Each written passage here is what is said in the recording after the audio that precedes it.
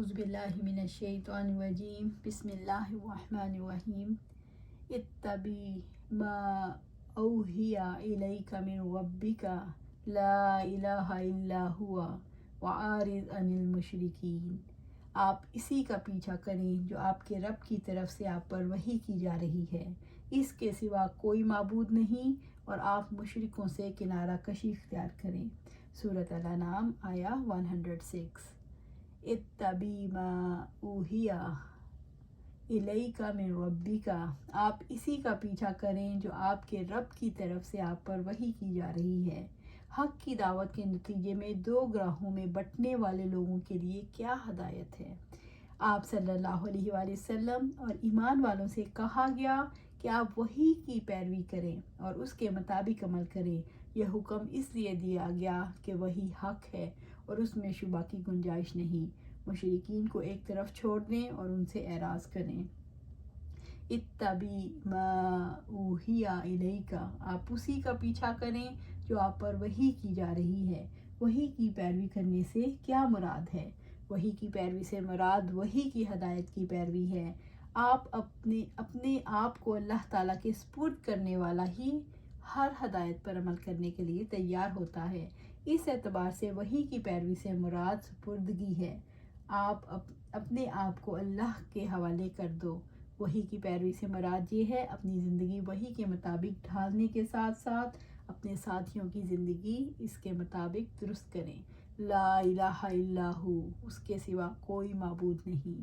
اللہ تعالیٰ کے سوا کوئی معبود ہونے کا حق نہیں رکھتا، اس لیے آپ پر لازم ہے کہ اخلاص کے ساتھ اس کی عبادت کریں۔ اس کے سوا کوئی معبود نہیں، وہی دانے اور گٹھلی کو پھاڑنے والا ہے اور رات کو سکون بنانے والا اور سورج اور چاند کو اپنے حساب سے چلانے والا ہے۔ وَأَعْرِضْ عَنِ الْمُشْرِكِينَ، اور آپ مشرکوں سے کنارہ کشی اختیار کریں۔ مشرکین سے منہ موڑنے کے لیے کیوں کہا جا رہا ہے؟ مشرک دعوت حق کا انکار کرتے ہیں اور اپنے انکار کو ثابت کرنے کے لیے طرح طرح کی باتیں نکالتے ہیں۔ ایسے موقع پر دعوت دینے والے کے دل میں خیال آتا ہے کہ وہ دعوت کا انداز بدل دے تاکہ وہ دعوت ان لوگوں کے لیے قابل قبول بن جائے۔ اس طرح اصل دعوت بدل جاتی ہے۔ اللہ تعالیٰ نے دعوت کے انداز بدلنے کی بجائے حکم یہ دیا ہے کہ ان سے تعلقات ہی بدل ڈالو، ان سے منہ موڑ لو، مشرکوں کو بس معاف کر دو اور ان کی ایذا برداشت کر لو۔ عبداللہ ابن عباس کا قول ہے رضی اللہ تعالیٰ عنہ۔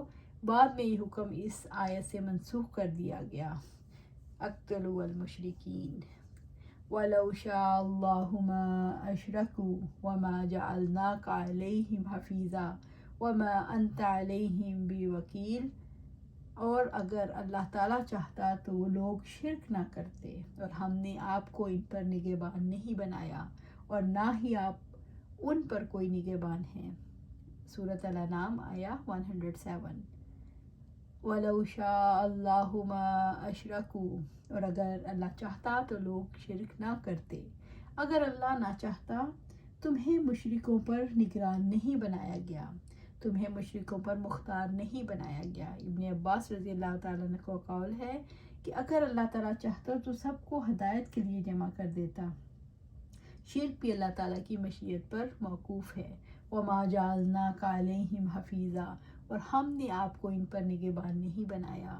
مشرکوں ہی کی فکر کرتے رہنا داعی کے لیے مناسب نہیں، اسی لیے اعراض کا حکم دیا گیا۔ ایک دعوت دینے والا جب اپنی سرگرمیوں کو انحراف کرنے والوں کے لیے وقف کر دیتا ہے تو وہ بھول جاتا ہے کہ دعوت کے لیے ان کے دل نہیں کھلے۔ اس کا لازمی نتیجہ یہ نکلتا ہے اس کے پاس ان لوگوں کے لیے وقت نہیں بچتا جو ایمان لاتے ہیں، یا پھر کم رہ جاتا ہے، اس لیے اعراض کا حکم دیا گیا۔ یعنی آپ کو ان کے اعمال کے لیے نگران نہیں بنایا گیا، آپ انہیں ان کے جرائم پر پکڑیں۔ ہم نے آپ کو لوگوں کے اقوال اور افعال اور ان کی روزیوں اور دیگر کاموں پر نگران نہیں بنایا۔ آپ کے ذمہ تبلیغ ہے۔ فذکر انما انت مذکر لست علیہم بمسیطر، بس آپ نصیحت کریں، یقیناً آپ نصیحت کرنے والے ہیں، آپ ان پر کوئی مسلط کیے ہوئے نہیں۔ سورۃ الغاشیہ آیا 21 اور 22۔ وَإِمَّا نُرِيَنَّكَ بَعْضَ الَّذِي نعدهم أو نتوفينك فإنما عليك البلاغ وعلينا الحساب. اور جس کی ہم انہیں دھمکی دے رہے ہیں، اگر اس کا کچھ حصہ ہم آپ کو دکھا دیں یا واقعتاً ہم آپ کو اٹھا لیں تو بلا شبہ آپ کے ذمے تو صرف پہنچا دینا ہے اور ہمارے ذمے حساب لینا ہے. سورۃ الرعد آیا 40. وما انت علیہم بوکیل، اور نہ ہی آپ ان پر کوئی نگہبان ہے، یعنی آپ ان کے رزق پر نگران نہیں، اور نہ ایسے ملک کی جن کی حفاظت کے لیے آپ کو مأمور نہیں کیا گیا.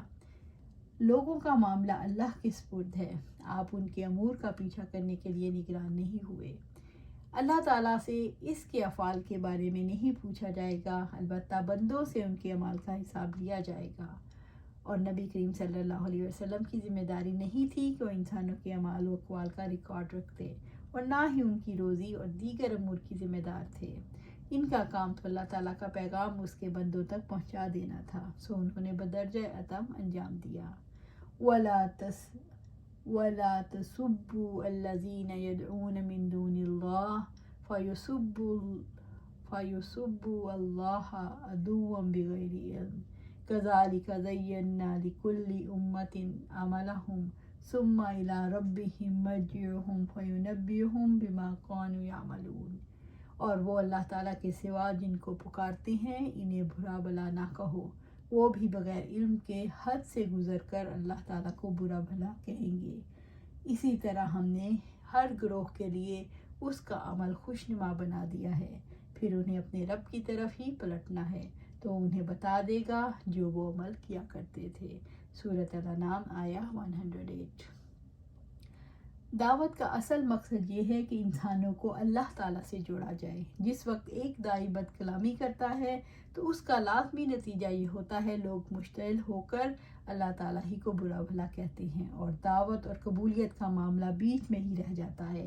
اس لیے مسلمانوں کو ہدایت کی گئی کہ انہیں ان کے حال پر چھوڑ دو. اس آیت کریمہ میں مومنوں کو اللہ کے ساتھ غایت کی تعلیم دی جا رہی ہے.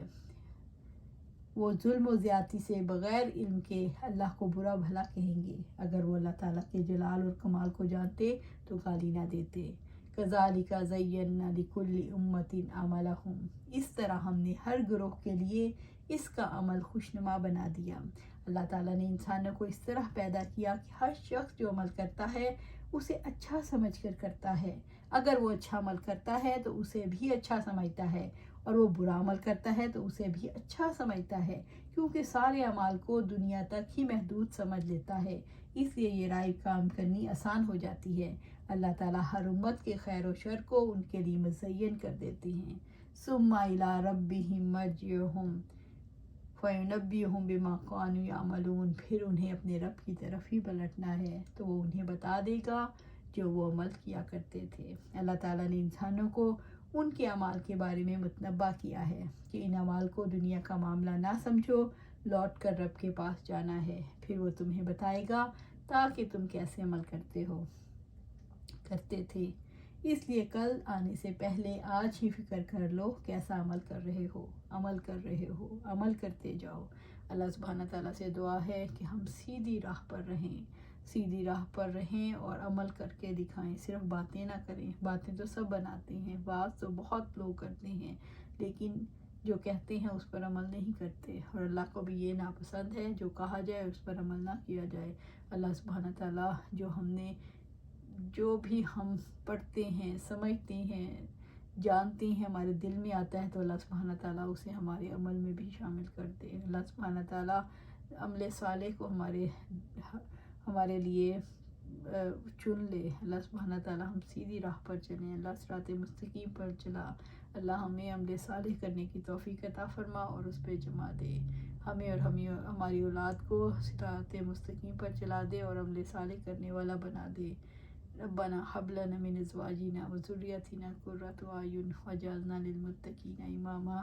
آمین یا رب العالمین.